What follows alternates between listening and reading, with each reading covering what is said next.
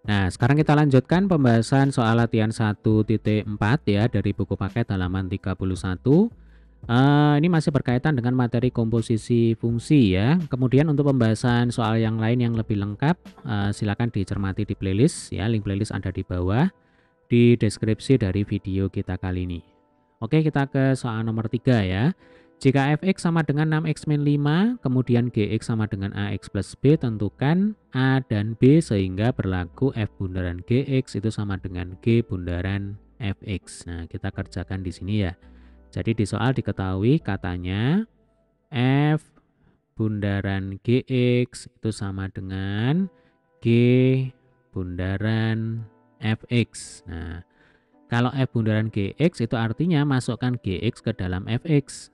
Kalau g bundaran fx itu artinya masukkan fx ke dalam gx. Oke, berarti ini bisa ditulis ulang menjadi f dalam kurung gx. Kemudian yang ini bisa ditulis ulang menjadi g dalam kurung fx ya. Fx dan gx-nya sudah aman, ini sudah diketahui di soal, sehingga langsung aja ini ditulis ya. Berarti kalau f dalam kurung gx itu sama dengan f dalam kurung ax ditambah b. Kalau g dalam kurung fx itu akan sama dengan g ya dalam kurung 6x min 5. Nah, apa artinya f dalam kurung ax plus b? Kalau di sini kita punya fx sama dengan 6x min 5, maka x pada fx ini harus adik-adik ganti dengan ax plus b. Ya, jadi langsung aja ini 6 kali dalam kurung, ini satu kesatuan ya Dek ya. ax ditambah b kemudian dikurang 5. Dengan cara yang sama, kalau di sini kita punya bentuk g dalam kurung 6x min 5 ya. Padahal gx-nya adalah ax plus b, maka x pada gx itu kita ganti dengan 6x min 5 ya, sehingga ini a dalam kurung 6x min 5 ditambah b. Nah, langkah selanjutnya ini tinggal dikali masuk seperti biasa ya. Gampang ya. Jadi ini 6ax kemudian ditambah 6b dikurang 5. A kali 6x ya sama dengan 6ax ya kan. A kali negatif 5 sama dengan min 5a. Kemudian ini ditambah b. Nah, kalau kita perhatikan di kiri ini ada 6ax ya, di kanan juga ada 6ax. Maka ini boleh dicoret. Ini maksudnya kalau 6ax di kanan kita pindah ke kiri itu kan saling meniadakan. Ya kan? Jadinya 6ax dikurangi 6ax sama dengan 0 ya. Maka ini boleh dicoret diganti dengan angka 0. Kemudian ini ada 6b. Lalu di sini ada plus b, berarti enaknya kita pindah aja ke kiri ya.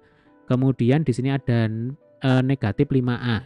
Kita pindah ke kiri jadinya plus 5a. Nah, ini sama dengan min 5, ini kita pindah ke kanan, jadinya plus 5 ya. Maka nanti kita akan dapatkan ini 6b dikurangi b itu sama dengan berapa coba? 5b ya kan? Ditambah 5a sama dengan 5. Nah, baru ini 5-nya bisa kita coreti. Nah, seperti ini. Ya kan? Ruas kiri dan ruas kanan itu dibagi 5 sehingga 5-nya kita coreti semuanya ya. Ini diganti angka 1. Maka nanti persamaan yang terakhir yang kita dapatkan adalah A plus B sama dengan 1. Perhatikan, ini adalah persamaan linear dengan dua variabel. Ya, variabelnya di sini adalah A dan B. Padahal tugas kita adalah menentukan berapa nilainya A dan B. Ya, nah untuk menentukan nilainya A dan B, mestinya butuh satu persamaan lagi. Nah, karena di sini hanya ada satu persamaan saja, akibatnya nanti nilai A dan B kita gunakan cara coba-coba. Jadi nanti penyelesaiannya itu akan banyak sekali. Ya, penyelesaiannya akan sangat bervariasi sekali. Contoh, misalkan kita pilih A-nya sama dengan 1. Jadi ya, dari persamaan ini kita akan dapatkan B itu sama dengan 1 dikurangi A. Ya kan? Berarti kalau A-nya sama dengan 1, maka B-nya sama dengan 1 dikurangi 1 sama dengan 0. Nah, sehingga A-nya 1, B-nya 0 ya. Kalau misalkan kita pilih A-nya sama dengan 2. Nah, berarti B-nya sama dengan berapa? Ya 1 dikurangi 2 sama dengan negatif 1. Misalkan A-nya sama dengan negatif 1. Ini bebas ya, mau bilangan bulat, bilangan pecahan, positif, negatif, nggak masalah ya. Ini bebas, ini suka-suka kita. Berarti kalau A-nya negatif 1, maka B-nya akan sama dengan 1 dikurangi negatif 1 sama dengan 2. Artinya ketika A-nya negatif 1, B-nya sama dengan 2. Dan seterusnya. Ini boleh dilanjutkan sendiri ya. Jadi intinya penyelesaian untuk soal nomor 3 ini akan banyak sekali ya, tergantung nilai A yang kita pilih. Atau dibalik ya, yang kita pilih dulu, yang kita tentukan dulu adalah B-nya. Nah, boleh seperti itu ya. Jadi B-nya dipilih dulu, nanti A-nya tinggal menyesuaikan ya. Paham ya? Oke, sekarang kita ke soal nomor 4. Hasil dari F bundaran GX itu sama dengan 2X plus 3 pangkat 3. Ini satu kesatuan. Nah, ini satu kesatuan ya. Sedangkan Fx itu sama dengan X pangkat 3. Tentukan GX. Coba kita tulis dulu di sini ya. Nomor 4 ya.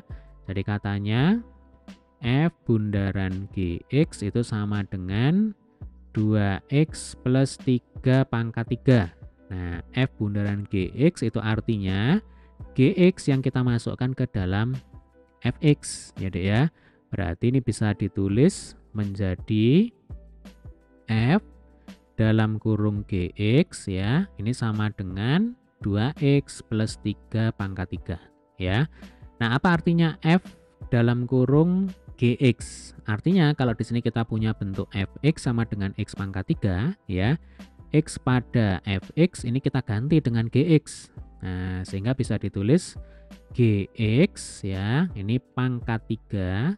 Nah, karena kan X pangkat 3, X-nya kita ganti dengan GX, jadinya ya GX pangkat 3 ya.